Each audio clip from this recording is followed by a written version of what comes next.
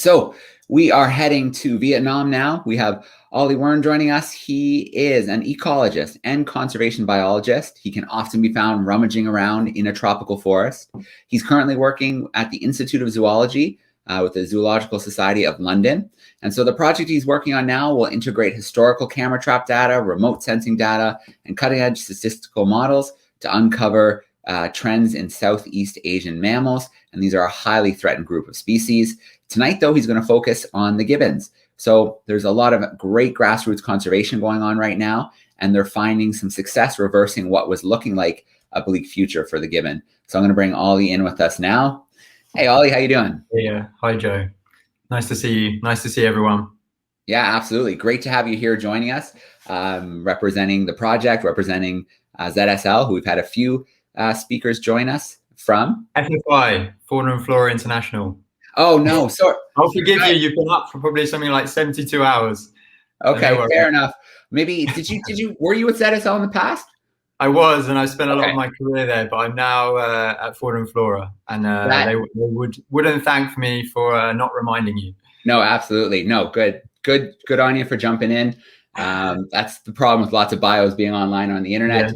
Yeah, sure. So Fauna and Flora International, and we've got a great, for the R1 planet, we're going to share a great video afterwards, encouraging people to get on board and sign that petition. So great. Very cool. All right, Ollie, I'm going to let you take over for a little bit, and then, yeah, we're going to have a few questions. Okay. Yeah, okay. I'll just share my screen, if I may. Yeah, go for it. Absolutely. So can you see what I see? We got it. Looks good in full screen. Cool. Alrighty. So I'm going to be talking to you about the wonderful world of gibbons. And the title of my presentation is Saving the Small Apes from a Big Extinction. So a little bit about me. Joe just introduced me. I'm a wildlife biologist at Fauna and Flora International based in Vietnam. And I provide technical input and advice over the many projects we have here in Vietnam across 8 different sites. Vietnam is a primate hotspot. You may not know that. You may know about the Madagascars of this world and other countries, but Vietnam is really a primate hotspot, and that's Fauna and Flora International's focus here in Vietnam. I'll be telling you about some of our work on gibbons, what's happening to them, what we're doing, and it's just great to share gibbons and their world with you. So the gibbons, singing, swinging masters of the treetop. If you've ever been lucky enough to see gibbons, they can't fail but take your breath away. They fly through the canopy with complete ease, reaching speeds of 50 to 60 kilometers per hour, purely with their arms. They almost never come down to the ground, so they're true forest specialists. And the Latin name for the group is the Hylobatidae, which comes from the ancient Greek forest walkers, which really sums up their way of life. Their great evolutionary invention was something called brachiation. Effectively, it's an arm over arm way of moving through the canopy, a little bit like you probably did as a kid in the playground when you were doing the monkey bars. Gibbons make it look easy, and they have a special joint in their wrist, a ball and socket, that gives them the flexibility to brachiate through the canopy with ease. They're also really important for ecosystem function in the forest where they still survive. Gibbon poo is gold, effectively. So they are really selective about what they eat. So they're fruit specialists, mostly on figs. Although we're learning the gibbons in the further north you go, in subtropical areas, actually are eating more leaves than they are the tropical gibbons, which are more fig and fruit specialists. Nonetheless, they love their fruit, and they move large distances, so they're dispersing the fruit in their poo, and that helps in particular these kind of larger seeded tree species. Studies of defaunation more broadly have found that areas of forest without their mammals actually shift over time to a lower carbon store in the forest. So with all else being equal, a forest with gibbons has more carbon being stored than a forest without. Our last common ancestor with gibbons was about 18 million years ago, which is a relative blink in the eye in terms of evolution and these large-scale processes. They sit just beyond the great apes. So in the past, we often called them lesser apes, although now we prefer small apes, which is less of a loaded term. And we share about 96% of our DNA with gibbons, roughly. And they may be small in name, but they're certainly not small in nature. And there's no better way of demonstrating that than with their call. So I'm going to play with you now the call of the Calvit gibbon, which is a species of gibbon that lives in the far north of Vietnam on the border with China. And I'll tell you more about this species in a bit, but let's first hear its call. Let's hear the male first. And interestingly, the Calvit gibbon has an onomatopoeic name. So like the cuckoo, it's named after the sound that it makes. And you might hear the male saying its name, Calvit.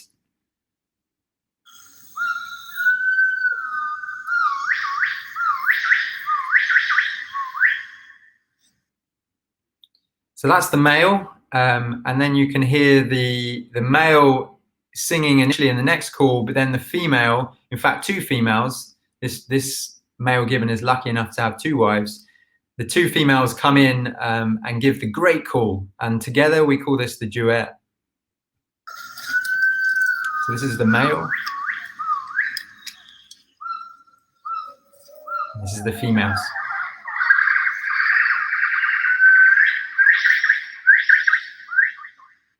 And it's just an incredible sound. And if you hear it in the forest, it can't help but bring a smile to your face. So gibbons are classified into four main genera: the Hulock gibbons, the Nomascus gibbons or crested gibbons, Hylobates in Southeast Asia, and Symphalangus, which is the Siamang, which is just a single species. There are 20 species recognized now, with the recently described Skywalker gibbon taking 20th place. I'm going to focus on the Nomascus gibbons, the crested gibbons, which are distributed across Vietnam, but also a little bit into Laos, Cambodia, and China. So let's meet the crested gibbons, the rarest apes on Earth. So across Vietnam, there are 6 different species, which is a crazy number for such a small country. In the far north, we have the Calvit gibbon, which is the one you just heard. To the west is the black gibbon, sometimes called the western black crested gibbon. And this gibbon is just crazy, the environment that it lives in. It lives in high altitude forests which take snow and ice. And you can see that it's also the fluffiest gibbon. It's got very long hair because it's enduring those cold temperatures. The Hainan gibbon, not actually in Vietnam, but it's on the Chinese island of Hainan. And this sadly gets the title for rarest ape on Earth. There are around about 30 individuals left on Earth. And the white-cheeked gibbons in central north Vietnam, Nomascus leucogenis and Nomascus sicai, these have crazy white cheeks, so white sideburns. So they are the wolverines of the gibbon world. And there are a couple of species further south as well, Nomascus anamensis and Nomascus gabrielae. So let's go on a quick field trip to the Calvit gibbon's home on the border with Vietnam and China. So here you will find the last place on Earth for the Calvit gibbon. FFI helped to support the government to create a new protected area, the only protected area on Earth for this species, in 2007. And it lives in, you can see in this Google Earth imagery that it lives in this kind of limestone fortress, which has helped protect the forest through time. So we'll go on a trek into the forest. So we'll follow the road to the edge of the forest, and then we'll start hiking up the side of the forest. And you'll be greeted with this view when you get halfway up the side of the limestone. You'll see all the sticky rice growing in the fields below and the villages, and the turquoise blue river, which gets that color from flowing through the limestone rock and picking up the minerals. And you can see the Chinese border right in front of you, stretching into southern China. So I hope you brought your trekking poles and some good footwear, because we're going to keep going deep into the area.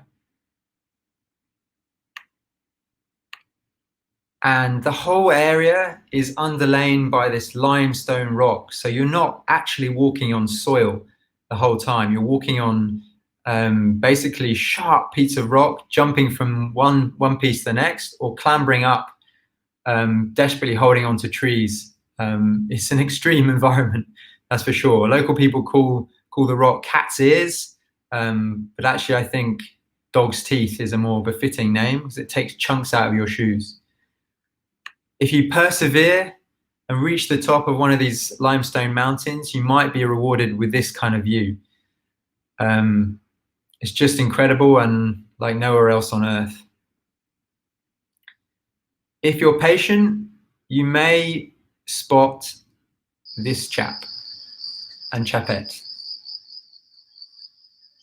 So here's a Calvert Gibbon family. The female is this kind of apricot color, and you can see some black subadult and juvenile individuals in the back, and they're having a nice groom.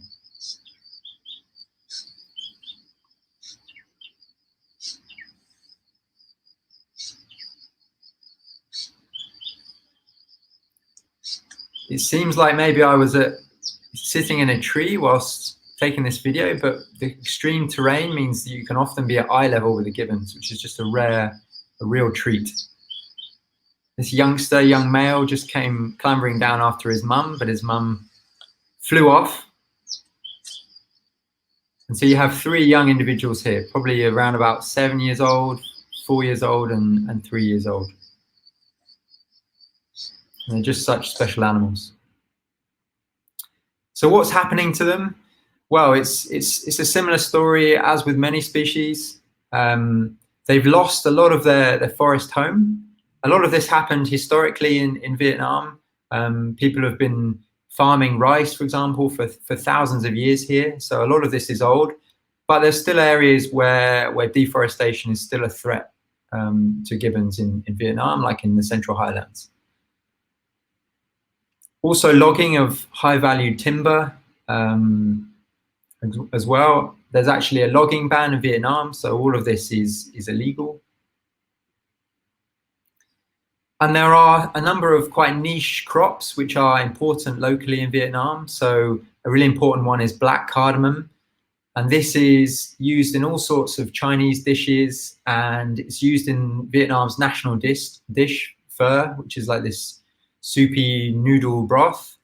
It's very tasty, but unfortunately this black cardamom is a key ingredient. And so this now is spreading across large parts of particularly the black gibbon's last remaining home, and it affects the forest structure, it thins the canopy, and it endangers the future of the forest as well. Hunting with guns as well. The guns on the right-hand side were seized by one of our community patrol groups in one of our sites just last year. So this is an ongoing threat to gibbons. And sadly, now many of the gibbons in Vietnam are also endangered just purely because of their small size. When a population becomes very small, it starts to lose its genetic variability, and individuals, closely related individuals, start unfortunately breeding together. And this can cause problems with breeding, higher death rates, which lowers the population even more. And you can see it's a vicious cycle. So the key with these populations is to try and bolster them and increase them over time. So we work, as I mentioned, across 8 different sites in Vietnam, across a host of gibbon species, 5 of the 6 gibbon species that occur here in Vietnam. But to really exemplify the kind of work that FFI has been doing in Vietnam, I want to talk to you about the Calvic conservation, Calvic Gibbon conservation. It's been a 20-year journey, and this kind of long-term committed approach to sites kind of epitomizes how FFI has worked in Vietnam. And this has had real payoffs because you build those relationships over time. So $1 spent in year 1 is equal to $100 in year 20, or maybe $1,000. So the Calvic Gibbon was actually lost to science for 50 years, but it was finally rediscovered by Vietnamese FFI primatologists in 2002. And community patrol groups were quickly established the next year. In 2007, FFI supported the local government, in setting up the world's first protected area for the species, the Calvic Gibbon Species and Habitat Conservation Area. And 2 years later, FFI in China helped the Chinese government set up Bangyang National Nature Reserve. So it's now protected, this last remaining population, on both sides of the border. In 2013, we introduced SMART, which you heard about in the last talk, actually. It's this professionalized way of patrolling. It involves software, data, and mobile data collection. And we saw a huge improvement in the quality of the patrols where we've introduced SMART. In 2016, we did a large-scale transboundary population survey, which showed that the population seems to have recovered from its past stresses and is now stable going forward. In 2019, just before the pandemic was taking hold, we established the first Gibbon monitoring team. And in 2021, this year, we've held a series of Gibbon festivals for local people. And there is so much more to what we've been doing to do with livelihoods and forest restoration, but this gives you a taster of the key milestones. So as I mentioned, we've set up the first Gibbon monitoring team in Vietnam. It was in December 2019, and we had no idea what was to come, but they persevered, kept calm, and carried on. And we've now had more than a year of following a focal group and got to know this one Gibbon group for the first time in Vietnam. And it's revealing the habitat preferences, how far they move, something about how quickly they breed and they die. So really important for understanding the future of the population. And alongside that, we've been training these local guys, all from local villages, in how to collect data, for example, with acoustics, acoustic monitoring, and we do that in the field.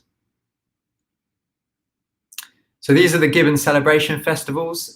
We've held 2 already and more on the way in local villages, and they've involved hundreds of local people, all enthusiastically getting involved, and people seem to love it.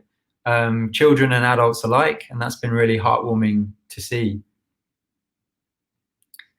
And the pandemic didn't stop us from defining also a new vision for the Calvic Gibbon up to 2050, and defining the key actions to do up to 2030.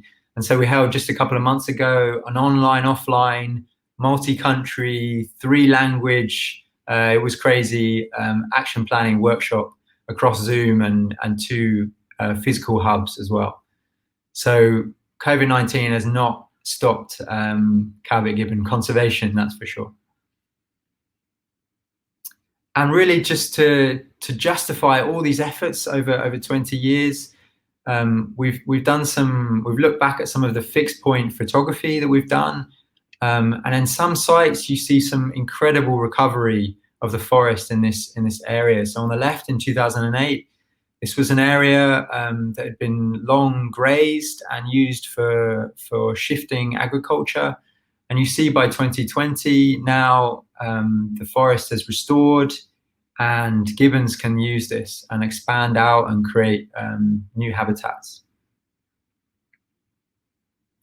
And really, thanks for listening. The gibbons are the kind of neglected apes. So, you know, if you're thinking about what you can do, I mean, the simplest thing is tell people about gibbons. And amongst all the great apes, they can often get lost and forgotten. So, yeah, please think of the Calvic gibbon and think of all the gibbons, all 20 species. Thank you. All right. Well, I mean, I know I am going to now, because I now know gibbon poo is gold, and I'm going to hold on to that after this talk. So thank you so much for sharing that work with us. It's so good to hear those good news stories where conservation is working, where the community is getting excited, getting involved, and things like those festivals can be so successful. Absolutely. Yeah, we were bowled over by the attendance. Yeah. People have a lot of work to do in these areas. They're busy either with their sticky rice or anything else, but they're absolutely loving it. So that's really great to see. So do you think part of the excitement, so, I have a friend who works in Madagascar, and he works with a lot of, remote villages. And at first, I think they kind of think lemurs are everywhere, but when they find out it's something special and unique to that area, then there's that excitement and incentive to want to protect it. You've got something unique and special here. Do you think that's part of the reason that excitement is so high? Absolutely. It's partly that, and also just, the gibbons, when you open their worlds to people can't help but respond to them. They're monogamous most of the time. They love their family. They sing. They're not dangerous in any way, and they don't conflict with local people. So, they're actually really easy to sell if people are listening. So people really get on board with their conservation. All right. So those fieldwork conditions look pretty tough. I'm wondering how long a typical field journey or a field session will last. These guys, the gibbon monitoring team, they work round the clock basically to follow the gibbons as much as they can from dawn till dusk. And they typically do kind of 10-day trips into the forest. I've joined them on one of these, and it's hard going. You're camping or crammed into a tiny shed. It can rain nonstop for 72 hours. It's slippery limestone or slippery rock. You cut your hands. But then when you get to the top, which is what I was trying to show with some of those pictures, it's quite breathtaking, and you could be in Avatar or something. But this is Earth. This is the real thing. Yeah. Those rangers sound just really tough, just rock solid to be able to do that and follow Absolutely. Along and keep track. Is there any in the project any tagging to make it a little easier to follow? Is it all just kind of doing transects or just following when they find a group? Yeah, we can't get close enough to them, and we need to go through all sorts of steps if we're gonna go down that path. Because with just 130 individuals left on Earth, everyone is precious. However, with the action plan that I mentioned, the key for the Cavite gibbon is actually to recover it, because the population is too small and the habitat is actually too small. So we started in that workshop, in that action plan, to start that discussion about maybe moving individuals sometime in the future to a new forest home and start to recover the species in parts of its historical range, which is really exciting. And that will inevitably involve tagging. You can tag, you can GPS collar gibbons, and they adapt to it. They sing normally and they move normally, so it can be done. Okay, very cool. So, you mentioned how it really is kind of a fortress, and that probably really helped a lot with protecting them and keeping that population kind of separate from some of those threats that you mentioned. The work that FFI is doing, are you working to expand that into other areas, take kind of that same model and then work on other areas, other populations of gibbons? Yeah, exactly. Yeah, we are just at the earlier stages of a project, maybe in our 5th year, which for FFI is quite early days, in the Central Highlands in further south. And that's where the newly discovered Nomascus anamensis, the northern yellow-cheek gibbon, lives. It's endangered, poorly known, lives in the mountains. And these areas of the Central Highlands in Vietnam are being rapidly lost and being carved up. So we're working with local government partners who are receptive to the idea of establishing a new nature reserve. So we're doing all sorts of biodiversity surveys. We did a huge, large-scale gibbon survey over many, many months, camping in the forest and counting the gibbon songs. So that's quite a new project for us, really exciting, but the threats are really, really high. Yeah. Sure. No, absolutely. That's what I like so much about hearing about this work is you're doing all the right things long-term, and really bring the community in from day one and getting that investment. I just don't think conservation can work without that. So great stuff. Absolutely. That's the lesson, I think, from our work here. And I've only been here 2 years, and I can see the fruits of that labor of 20 years. It's just so important to commit to a site or a handful of sites. It really is. Yeah. All right. Well, Ollie, thank you so much for joining us from Vietnam, sharing that story with us. It really is a great story. And as we kind of race towards the end of the festival, it's great to have a really nice kind of good news story to kind of bookend things. Yeah, thank you for the space, to letting me talk about Gibbons, and good luck with the rest of it. You're almost there. We're close. Thanks so much, Ollie. Have a great rest of the day, and I have no doubt we'll connect sometime in the future. Yeah, absolutely. See you. All right. Thanks, Ollie. All right, so I do want to take a moment now. We have a couple minutes now. I do want to share one more time FFI's Our One Home. So they're really supporting this pledge. There's a very easy petition to sign to really kind of push governments around the world to dedicate $500 billion a year to conservation. So let's take a little look at this video here. We'll share the link one more time, and then we're going to spend a little time with Kristen. I'm really looking forward to it. Our well-being, our economies, everything depends on a healthy planet. And yet we continue to neglect it. You'll have heard, probably more than you'd like to have done, about the devastating decline in biodiversity and nature all around the planet. Our beautiful planet that we call Earth, and the existence of countless beautiful species, face a serious threat from climate change. In the last 50 years, we've seen wildlife populations fall by nearly 70% as their natural homes and habitats are being destroyed. We cannot underestimate just how vital healthy, functioning ecosystems are to the future survival of our own species. That is why FFI is backing a campaign asking governments around the world to put $500 billion every year into the hands of those people who know best how to spend it. Local people who understand local conditions. Я нахожусь в Кыргызстане, где мы реализуем важные проекты по сохранению глобально значимого биоразнообразия на местном уровне. Es una realidad eminente que la tortuga laúd y la tortuga carey del Pacífico Oriental siguen en peligro crítico de extinción. Es por esta razón que necesitamos con urgencia seguir apoyando a las personas y a las organizaciones que trabajan en primera línea. We must all act in unison to minimize our impact on nature and reverse the damage that has been caused to biodiversity. Please sign our petition to make this a reality. Back Our One Home campaign to put power back into the hands of the people who most need it.